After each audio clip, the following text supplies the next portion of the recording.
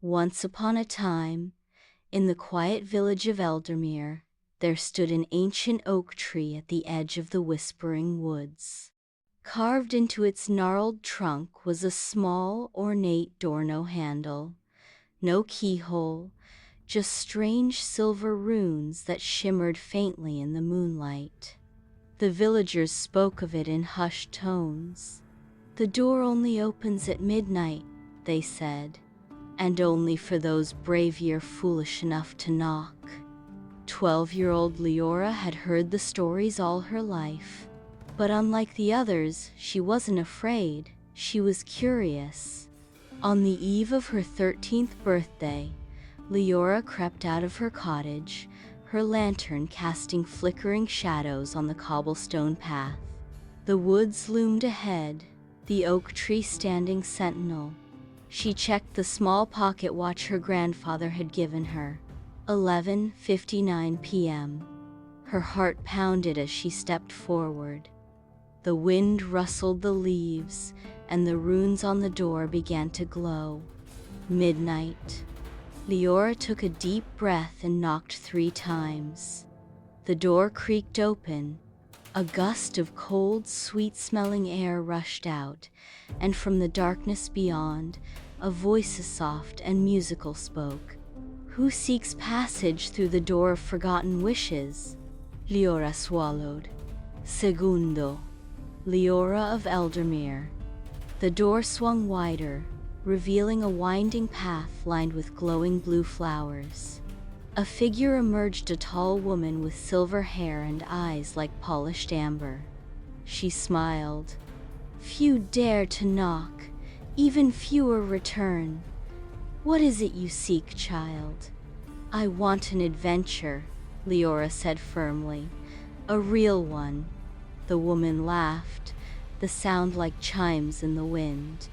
"Then step through, and mind the shadows they bite."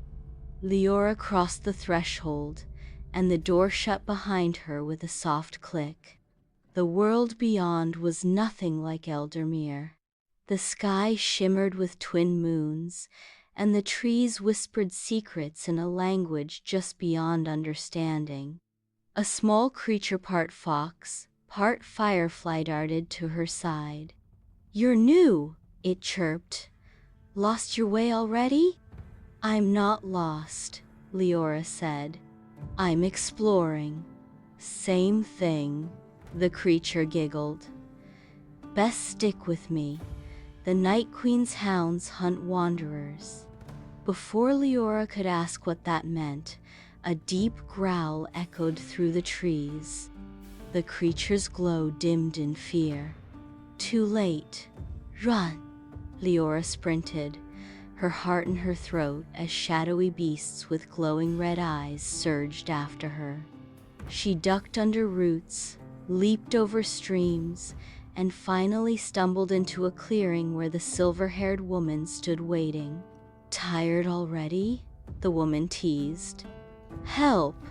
Liora gasped.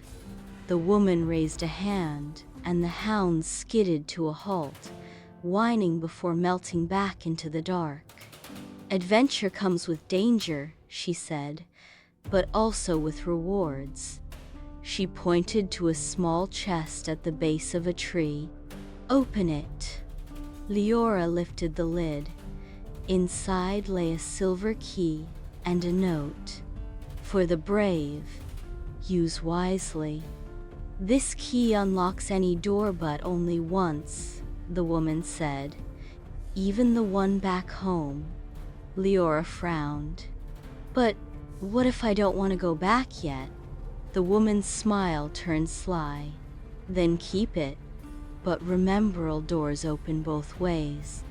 When Liora stepped back through the oak door at dawn, the village was just waking. No one noticed her arrival or the silver key now hidden in her pocket. That night, as she lay in bed, she heard a faint knock at her window. The fox firefly creature hovered outside, grinning. "Changed your mind yet?" Liora grinned back. "Not a chance." Liora had kept the silver key hidden beneath her pillow for a week, waiting for the right moment to use it.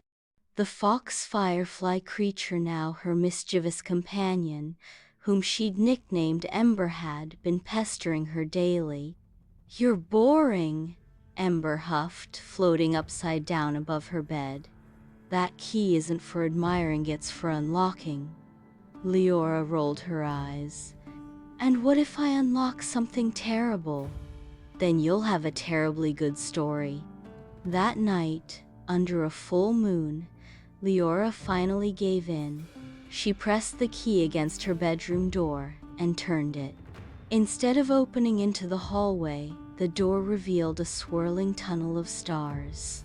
"Took you long enough," Ember said, darting inside before she could hesitate.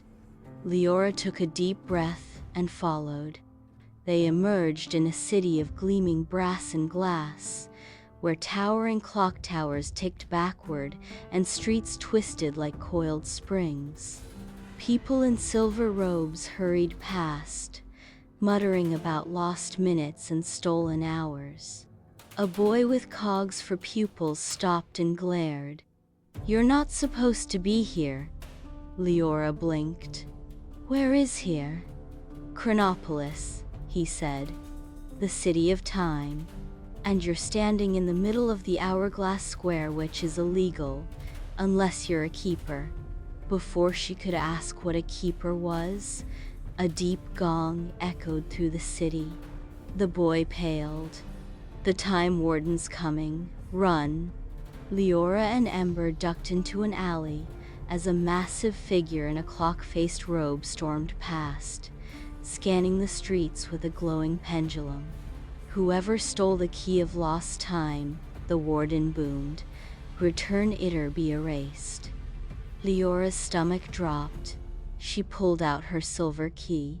"This isn't just any key, is it?" Ember gulped. "Oops." A girl with ink-stained fingers yanked them into a hidden workshop, where broken clocks whirred to life as she passed. "You've got the warden's key? Brilliant. I'm Tessa, professional time bender." "You stole this?" Liora hissed. Tessa grinned. "Borrowed. I needed to fix something." She held up a shattered pocket watch, Leora's grandfather's. "How did you?" "Time folds in funny ways here," Tessa said. "This watch holds memories. I was trying to restore them, but the warden wants to lock them away forever." Ember gasped. "You're tampering with forgotten moments? No wonder he's furious." Liora clenched the key. "Can you fix it?" Tessa nodded. "With your help." The key opens the Chamber of Echoes, where lost time is stored. Sneaking past clockwork guards, they reached a vault sealed with a keyhole shaped like a setting sun. Leora's silver key fit perfectly. Inside, the air hummed with whisper slaughter, tears, promises half remembered. Floating orbs of light swirled around them, each holding a fragment of time. Tessa found the watch's missing pieces and slotted them together. The chamber trembled. "The warden knows we're here," Ember yelped. The door burst open. "Thieves!" the warden roared. Liora held up the restored watch. "We're giving it back." The warden froze. The watch glowed, and a voice Leora's grandfather's filled the room. "Remember, little owl, the best adventures are the ones you share." The warden's fury melted into something like sorrow. "That memory was mine too." As dawn neared, Tessa shoved them toward the door. "Go, before the warden changes his mind." Liora turned the key one last time and tumbled back into her room, the watch now whole in her hands. Ember collapsed on her pillow, exhausted. "Next time, can we steal something smaller?" Liora laughed, winding the watch. It ticked steadily, its face gleaming with newfound light. Somewhere beyond the door, Time moved forward again.